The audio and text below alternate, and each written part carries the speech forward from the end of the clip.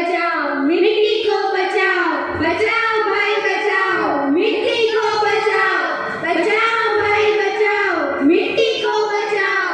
ओ भाई क्या बताना चाहते हो? मिट्टी कोई जीवित वस्तु है? हाँ नहीं नहीं, कोई लड़की का नाम लगता है मिट्टी। नहीं नहीं, कोई लड़की का नाम नहीं है। और हाँ, मिट्टी एक जीवित वस्तु है। क्या मिट्टी एक जीवित वस्तु है? ऐसा? हाँ हाँ, मिट्टी एक जीवित वस्तु है। आप जो अनाज खाते हो वो कहाँ उगता है? खेतों में। बिल्कुल सही। तो खेतों में आप क्या क्या देखते हो? खेतों में हम पेड़ पौधे, किसान, मजदूर, ट्रैक्टर, बैल आदि। और हाँ, वो डरावना पुतला भी तो होता है खेतों में।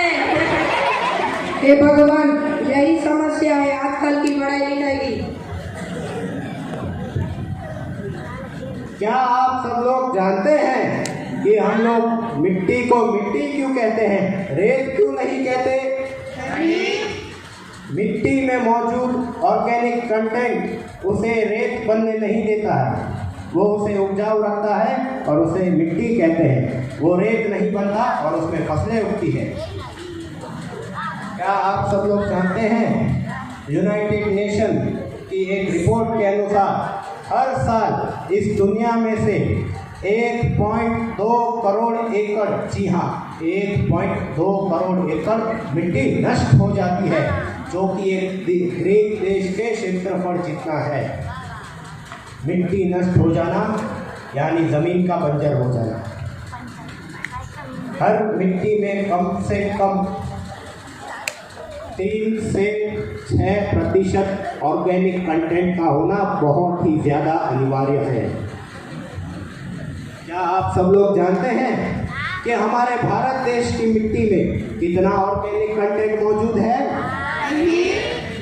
मात्र 0.5%, मात्र 0.5%।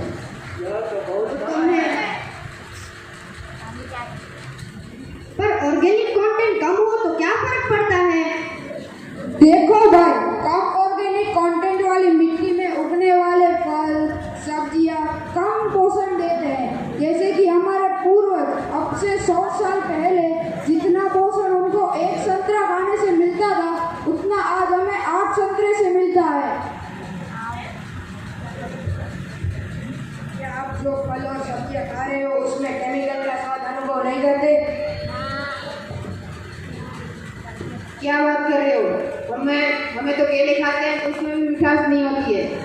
हाँ भाई साहब, आप भी सही हो। गाजर आते केसरी रंग के, पर बिल्कुल ठीक है। आम भी केमिकल से पके हुए होते हैं। लेकिन इन सब चीजों का मिट्टी से क्या लेना देना? भाई, अगर मिट्टी उपजाऊ होती तो किसान उसमें केमिकल और पेस्टिसाइड क्यों डालते? तो यह बात जाकर किसानों को बताओ ना, मिट्टी बचाने क्यों निकले हो? पर भाई, आप जो खाना खाते हैं वो भी तो मिट्टी में से ही उगता है ना।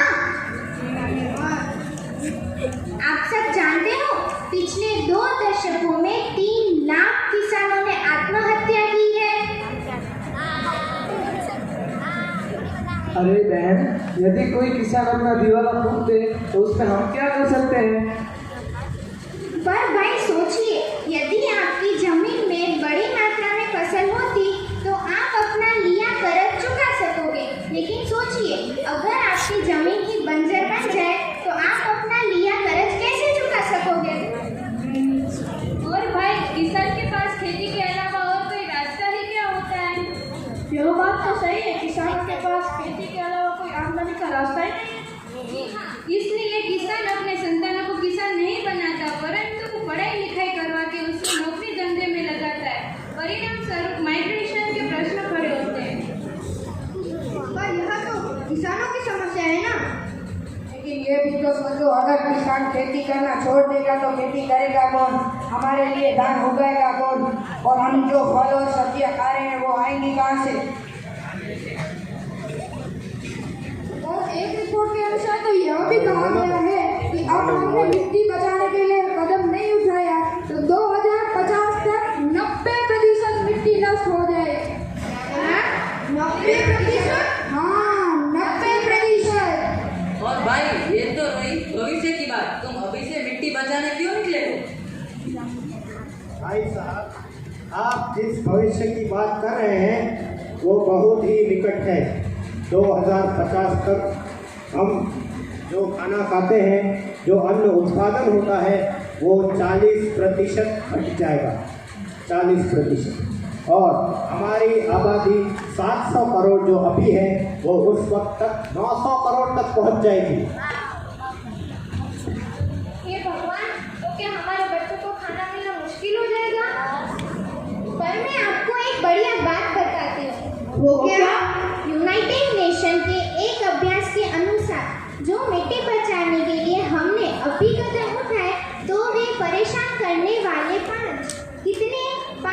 पांच प्रश्नों में से राहत दे सकते हैं। वो कौन से? आज की पीढ़ी के लिए पौष्टिक आहार, आने वाली पीढ़ी के लिए अनाज दान, उत्पादन का भरोसा, पानी का संग्रह और सुधारण, और तो और ग्लोबल वार्मिंग से छुटकारा। क्या गर्मी कम हो जाएगी? जी हाँ, और आपका लाइट बिल भी कम हो जाएगा।